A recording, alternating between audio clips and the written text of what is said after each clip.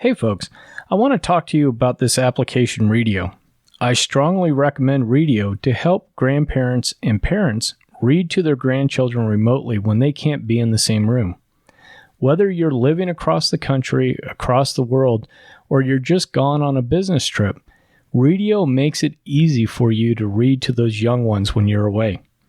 It's a super easy tool that allows for video monitoring across the top of the screen so they can see you and you can see them, as well as having the book prominently displayed, making it easy for you to read to those young ones, or better yet, having them read to you. What I want you guys to do is go to cool-grandpa.us, look for the affiliate link for Readio, click on that link, and sign up today for your free trial. We're going to sit down with Kent Julian today. Kent is an awesome guy that I met through Dan Miller's 48 Days community. Kent is an in-demand keynote speaker as well as a trainer. Kent credits his grandfather with being one of 3 heroes in his life that helped turn his life around as an at-risk child with severe learning challenges. Now, one of the things that we're going to do towards the end of this is talk a little bit about Kent's speaker training. And I wanted to do that on purpose so that if you feel like you have a message that you need to share with the world, or you're a grandfather that has some time, wants to build a side hustle, that speaking can be a great way to get out and do that. I've included links to Kent's 9 ways to get paid as a speaker. So be sure to check out the show notes. And without further ado, let's get on with the show.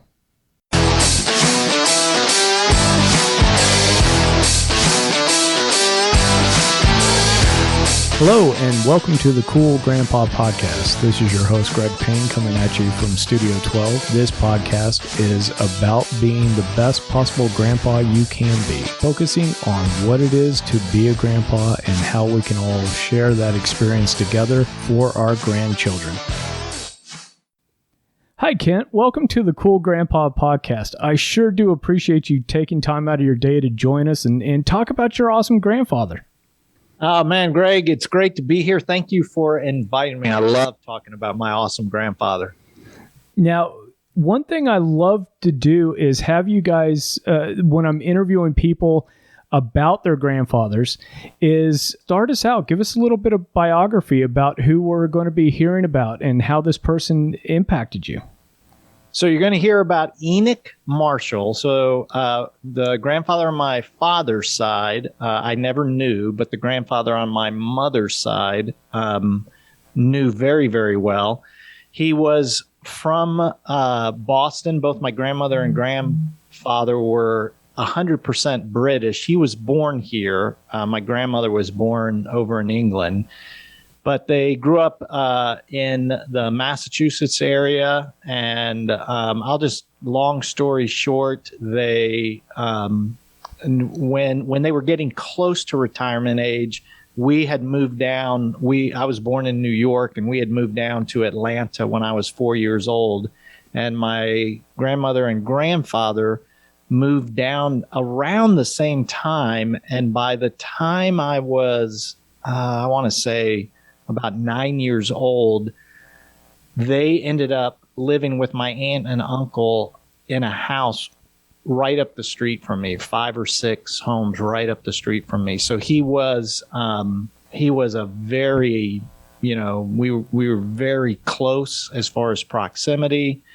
And then he was a huge Boston Red Sox fan, and he got me. In 1975, I watched every game of the Boston Red Sox World Series with my grandfather, and I became a diehard Boston Red Sox fan, which was really tough for years and years and years. And then he also was a really good soccer player in his younger days. And so my older brother and I both were middle school and high school soccer players. And so he was very involved in that part of our lives. So I'll leave it at that, but I'll end it with this. He was, when I look back to my childhood, he was one of 3 heroes in my life. And the other one was a youth pastor, and one was a school teacher and basketball coach. So when I look at my family, he is who was my hero in my life. Oh, that's awesome to hear. And it's interesting that you've had that relationship with him being so close to you. Myself, my grandfather lived in Eastern Oregon, and at a young age, I was in Louisville, Kentucky, and then Northern Virginia. So I got to see him every few years for several weeks, but I'm always interested in folks where they grew up very close to their grandfather. Now, was that like coming home from school, dropping your books off at home and running over to his place? And how did the kind of the day-to-day stuff work? No, it definitely wasn't that. Both my mom and dad taught, and so we would go to school with my mom and dad, and we'd come back from school with my mom and dad. And it's really interesting, even though he lived right up the street from us, it's not like we're seeing each other every single day. I mean, they did a really good job. You know, you even asking that question makes me think about it. But my parents did a really good job of making sure, we didn't spend every single day in the lives of one another's family. And there was our family, and then there was my aunt and uncle's family, and it just so happened that my grandmother and grandfather lived with them. But we definitely saw them quite a bit. So I would say at least weekly. And so, yeah, but it was great. I mean, that was so great to have him in our lives that much. And again, especially in those things that meant so much to you as a kid, because my dad was not athletic, never, this isn't a bad thing about him, but we never went outside and shot basketballs or threw the baseball or did any of that kind of stuff. And so my grandfather, especially when it came to soccer in particular, he really kind of played that role, that athletic person in my life, which was very, very important to me as a middle schooler and a high schooler. Yeah, I was going to say, one of the interesting things that I think a lot of young boys, young girls as well, is that person in their life that's a family member, but that has that kind of outdoor quality. Maybe a sports could be part of it, but also hiking or being outside, that active person. And again, not all moms and dads are cut out for that or like it. I mean, I've met plenty of people that I thought, this person spent so many years in the Army, they've got to love camping, right? And they got out of the Army and it was like, I'm never going into a tent ever again. As a scoutmaster, it was like, here's my kid, you go be in a tent with them. I'm kind of done. But I think that leaves an imprint as far as somebody especially when you're young, like elementary school, like, that person has skills and abilities beyond you. And so it's almost a marker that you're using to try to measure yourself towards. Yeah, I would agree. And when I think about my grandfather, the things so what's really interesting was he lived a very hard life. He lived a challenging life. So I really respected that about, as I got to know him and as I understood that more and more as I got older, there was a lot of respect for him that way. Number two, his personality and my personality, absolutely opposite ends of the spectrum. So it wasn't like we were chummy, but it's not like he was like me at all. And I think that's one of the reasons I was so drawn to him. I was much more like my grandmother than my grandfather in personality, but a lot of times you're drawn to qualities and strengths you don't have. And if I could give one word that would describe my grandfather, it would be wisdom. That by far, that's the greatest word. And you just knew that, like, even as I definitely knew that in middle school, high school, and then once I became an adult. But I even knew that as a kid. It was like he was the sage of our family. He was of all the families, my aunt and uncle and cousins and our family. He didn't say a lot. He said very few words, but boy, when he had something to say, we all listened because he was very, very wise. Sure. Now, when do you remember that idea of grandfather being a wise person? I think when we're little, let's say elementary school and down, it's just, hey, this is somebody that's fun to be around.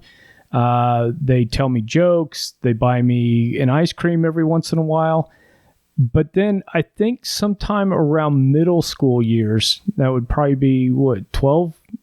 Somewhere around 12. Yeah. I think the adult world starts to open up to 12-year-olds a little bit, and you start getting a bigger perspective. And so I'm wondering when you started to recognize that quality of wisdom with your grandfather.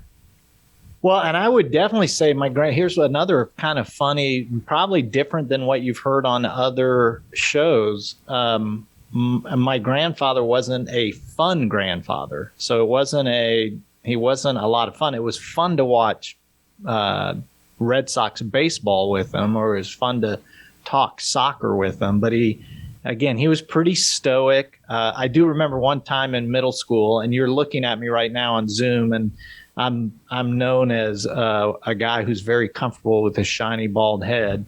Well, I took that from my grandfather. So when I was in middle school, I had a really nice head of hair, and this is back in the late 70s, early 80s, and I had a wings. I don't know if you remember wings, parted down the middle and called it wings. And I was at church in the bathroom at the, and washing my hands, and he happened to be in the bathroom at the same time washing his hands. And I looked at him and I said, "Grandpa,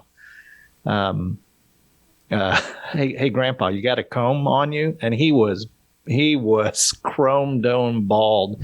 Never ever heard him laugh. And he busted a gut, just went, "Ha!" and just started dying laughing. He looked at me and he said, "What would I be doing with a comb?" And so, that became a family joke, and because I got him to laugh so hard. So he wasn't necessarily known as a real fun grandfather. But I think, getting to your question here, as far as recognizing his wisdom, it probably was, I'm a follower of Christ, and grew up in the church and started taking my faith in Christ pretty seriously in middle school and high school. Obviously, there were transitional points and different things in coming of age, but I thought about those things pretty deeply during those times in my youth. And he was somebody that I could go to and talk about that, and just the insight and the wisdom he had on, especially in spiritual things, was when I really started to notice that.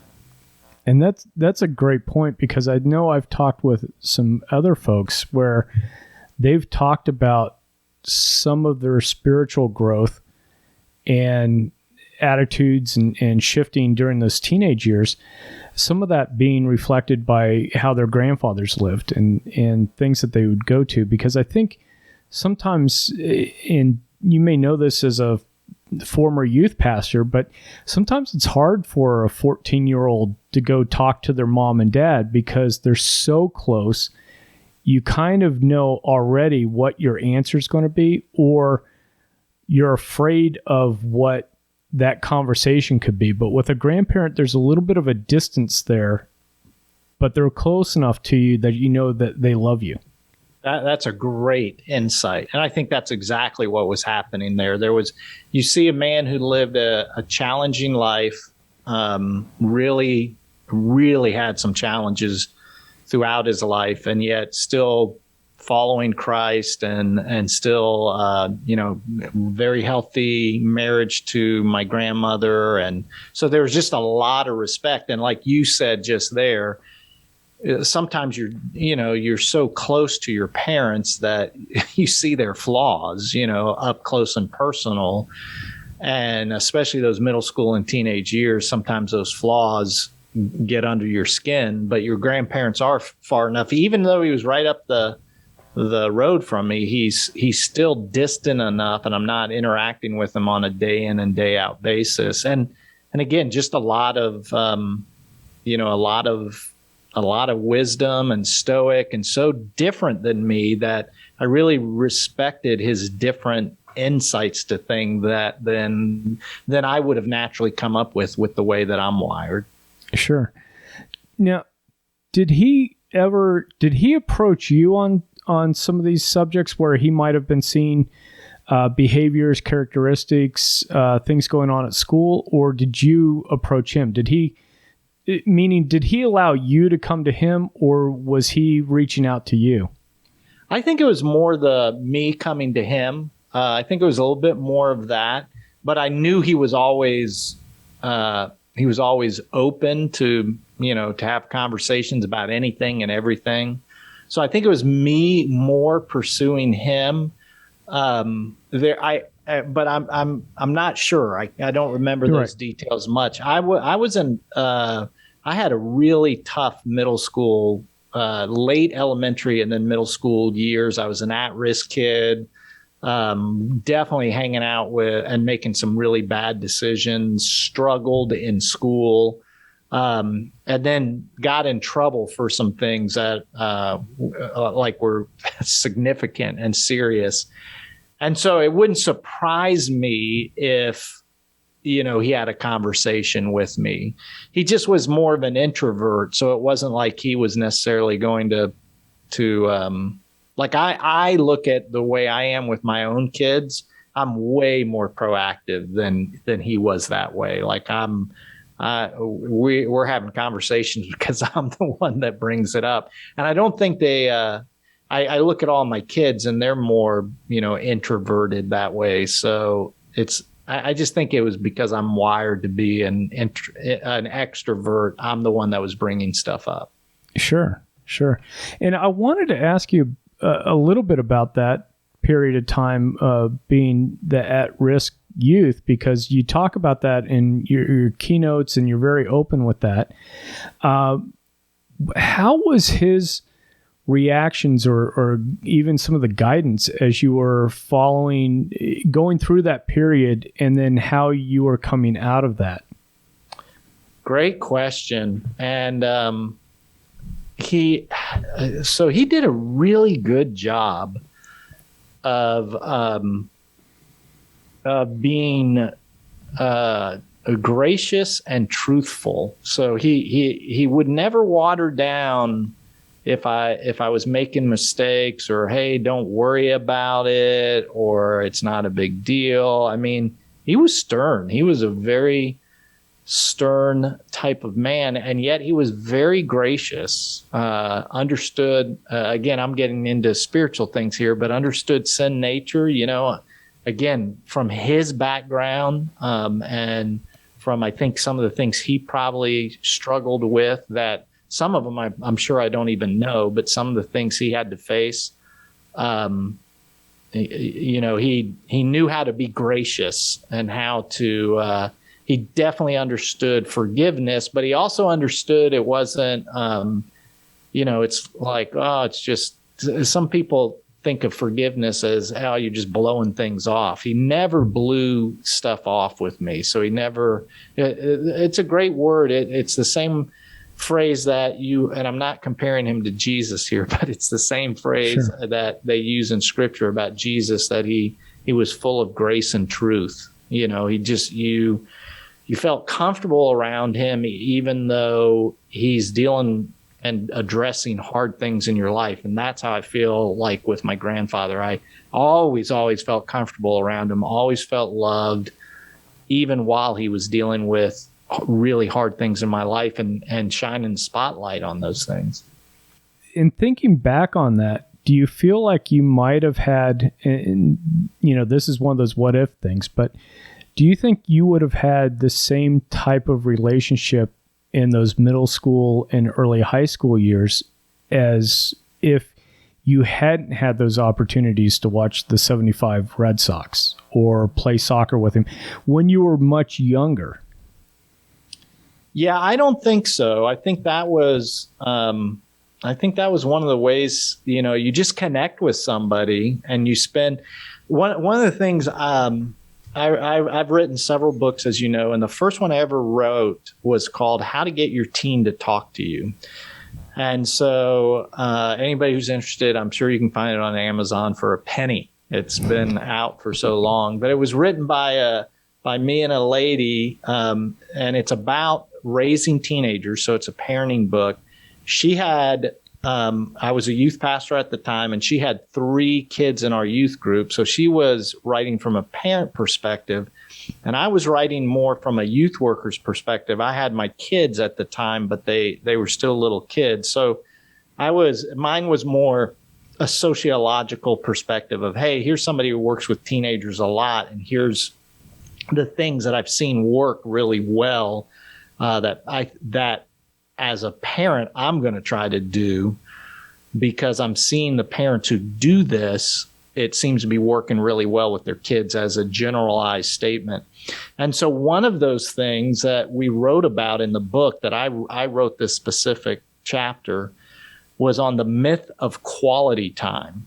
And I made the statement that quality time is a myth, in that you cannot, quote, plan quality time. You can't, it doesn't matter what activity you're doing, it's not going to be quality unless the child wants it to be quality. And what happens is a lot of parents, they won't invest quantity time, and they'll say, well, I'm going to spend quality time on Saturday morning with my child. But if you're not investing in their lives, it's not going to be quality. And so my argument was, quality time is just something that happens out of quantity time. It just sort of happens. You never know when it's going to happen. It could be you're out shopping and they ask you that one question that child's been thinking about for quite a while, and boom, suddenly the shopping experience is quality time. Or, you're out there shooting hoops with your dad, and the son finally asks his dad something about dating. Boom, you just had quality time. And so what I would say is that all of that quantity time that I had with my grandfather led to these quality time moments. And I'm sure, you don't remember them all, but I'm sure, sitting around watching. So my brother was older than me, so my grandfather would watch my junior high or my junior varsity soccer practice, and then we'd stick around and watch my older brother's varsity soccer practice. And I'm sure we're sitting there, and there were conversations that just kind of happened as we were watching that were quality time moments that happen in the midst of all the quantity time we hung out with each other. Well, and I couldn't agree more, because when I'm talking with people again about experiences with their grandfathers, and I mean, it happens with grandmas too, but kind of focused on grandfathers, is that there's oftentimes people are describing moments that as a grandfather might seem as just to your point, a quantity moment, right? We went fishing for the 35th time. We took a drive down the farm road for the 100th time. Didn't mean anything. But then when I'm talking to, some of the women that I've talked to, and some of the men, it's, hey, grandpa took me fishing and we sat there on the bank. And, they can't necessarily describe what that conversation was, but it was because of that moment that they knew that their grandfather loved them unconditionally. And that's something, Greg, that I taught, like when I'm speaking, one of the markets I speak to is educators, and I call it the that day strategy. And I tell them they never know when it's going to be that day for a student.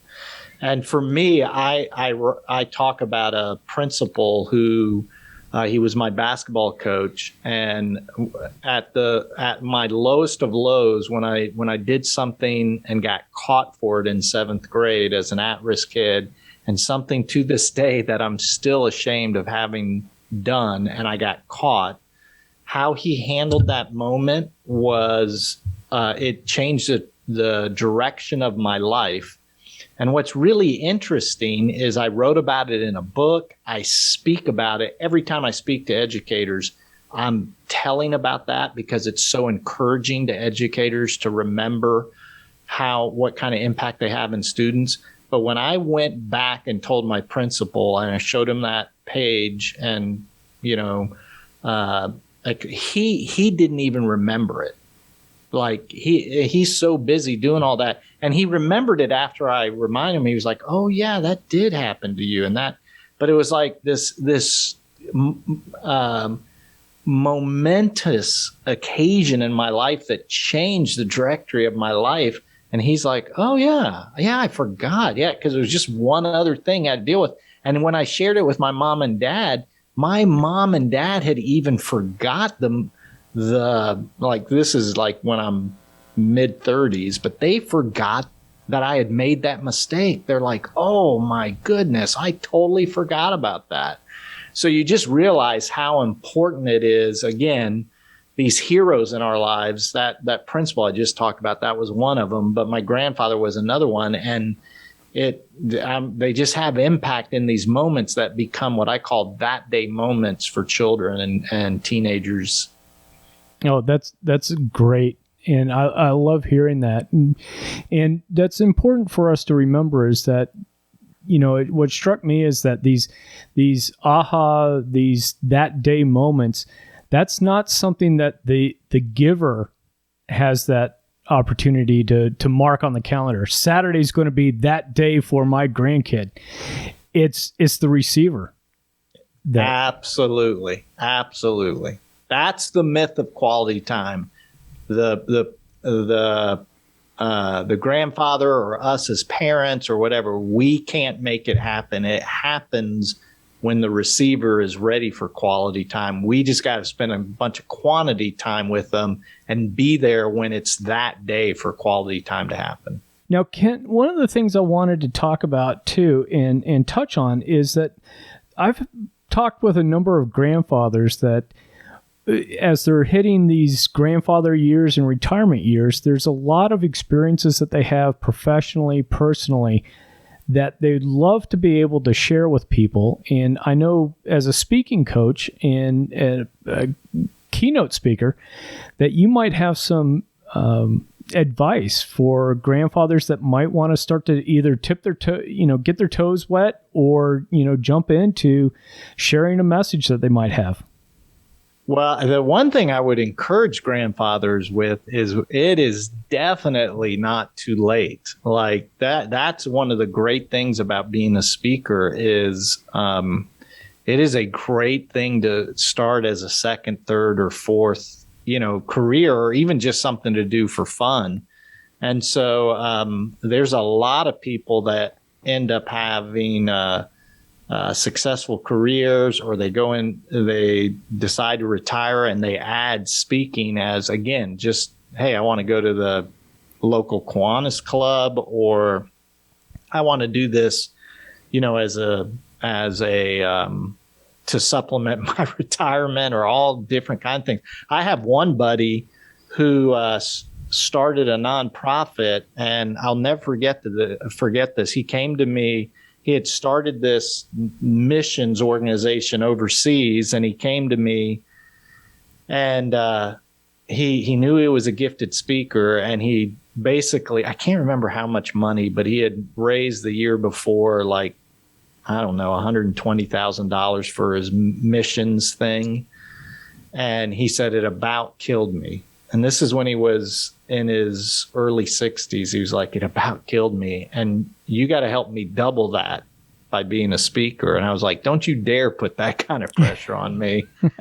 But we came up with a strategy where he actually was able to speak for free at some organizations. And the next year, and I'm not sure exact numbers, but I'm pretty sure it was like somewhere like $350,000 he was able to bring into this ministry that he started, and it's still going strong. And that's the number one way he raises revenue. And he's not going to churches; he's going to business leaders, and he's speaking, and he talks about leave your legacy now or live your legacy now. It's some message like that, but it's an amazing thing. So speaking is a great tool just to share experiences, just to share wisdom like my grandfather had, or to even, go even further than that and impact people's lives in ways you can't even imagine. One of the things too that folks may not know is that I did attend your speaker boot camp here the end of September, I think. All the months are starting to blend together at this point. Exactly. But yeah, it was absolutely fantastic because what that boot camp did was teach me the business side of the speaking, right? We definitely talked about message a little bit, but it was super helpful. And what I'll be doing is putting a link to your speaking page and things in the show notes. So folks, check out the show notes, find the links for Kent, and then check out what he's doing. And if you're interested in speaking, let's get you guys connected. Make sure you put in there. So the website, if anybody's interested in speaking, the website I would recommend is called paidtospeakpodcast.com. Paidtospeakpodcast.com. And in that way, what you're doing is you're going to a website that's primarily just a podcast, and most shows are, anywhere from 10 minutes to 25 minutes long max. So it's a pretty short podcast. And it's just me talking about the speaking business. And some of it is how do you present? Some of it's the business side.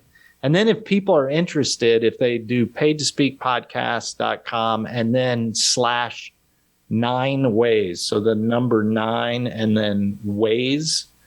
It's just a little thing about, hey, here's 9 ways you can actually get paid as a speaker.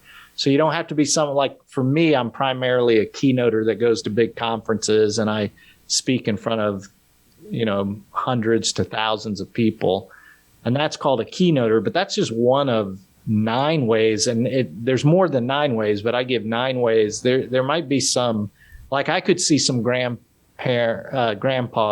grandpas being MCs at events, and believe it or not, as an MC, you can get paid. So those are 2 things: paidtospeakpodcast.com and then paidtospeakpodcast.com /9 ways. Those are two links I would recommend. Oh, awesome. And I'll be sure to, make sure that those get into the show notes as well. And, folks, the podcast that I listen to where Kent's on, it, just like he said, it's got a lot of helpful, actionable information on it that just kind of takes the mystery out of the speaking world. So yeah, I think so. Well, Kent, I really appreciate you being on the Cool Grandpa podcast today. This has been a fun chance to get to know your grandfather and hear more about your story and your relationship with him. So it's been a blast. I appreciate it. It was fun walking back memory lane. It really was. I loved that man, and he had great impact in my life. What a great conversation with Kent. Man, it was so great to talk with him. I really enjoyed this idea of Kent's grandfather, Enoch, being a hero of his. I've never thought about being a hero to my grandchildren. I've certainly expected that over the years, they might look up to me. They may admire me for one thing or another, but to be viewed as a hero, as somebody that really helped turn somebody else's life around. And I know heroes is a term that gets thrown around so much today that it almost doesn't mean anything. But if we think about our close friends, relations, our grandchildren, and our children, what could you do differently this day, this month, this year that might influence them, where if I sat down and asked them who their heroes are, they would mention you in that group? It's something to think of for sure, and something that I think could lead to some great expectations. So think on that. How can you be a hero to somebody? And then let's make sure we catch up next time on the Cool Grandpa podcast. Until then, remember to stay cool. Thank you for listening to the Cool Grandpa Podcast. If you've enjoyed this episode, please do me a favor and share it with a friend. That's the best way you can help us to expand our community, as well as get the news out about how valuable grandpas are in the lives of those kids. If you'd like to leave me a comment or shoot me a potential topic for this podcast, please go to www.cool-grandpa.us. Look for the comments tab, fill it out, hit submit. It's as easy as that. Until next time, remember to stay cool.